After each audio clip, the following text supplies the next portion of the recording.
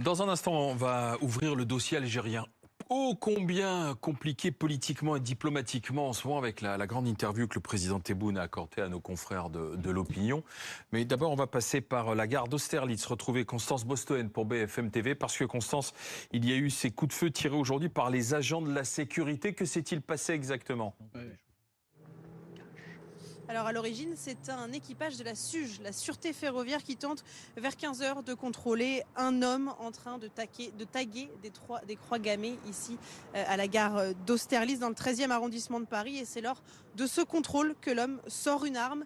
Il refuse de se soumettre aux injonctions des policiers. Il est de la lâcher. Les agents de la Sûreté ont alors fait feu à plusieurs reprises.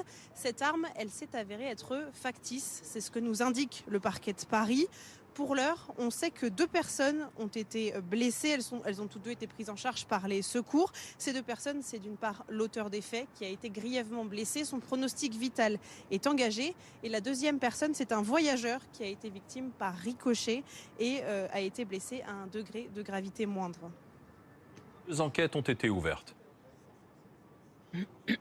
2 enquêtes ouvertes, oui, par le parquet de Paris confié à la police judiciaire de la préfecture de police. La première enquête, elle porte sur les violences sur personnes dépositaires de l'autorité publique ou chargées de missions de service public. Et la deuxième enquête, elle porte sur les violences avec armes par personnes dépositaires de l'autorité publique ou chargées de missions de service public.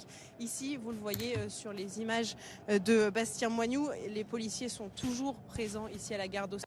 Ils sont accompagnés par les militaires de l'opération Sentinelle. Le périmètre ici est bouclé depuis 15 heures. Le parvis de la gare d'Austerlitz est inaccessible aux voyageurs. On a quand même pu voir quelques voyageurs sortir de la gare. Et enfin, ce que je peux vous dire, c'est que le trafic ferroviaire n'est plus perturbé. Les trains circulent désormais normalement. Merci Constance Bostoen. Donc,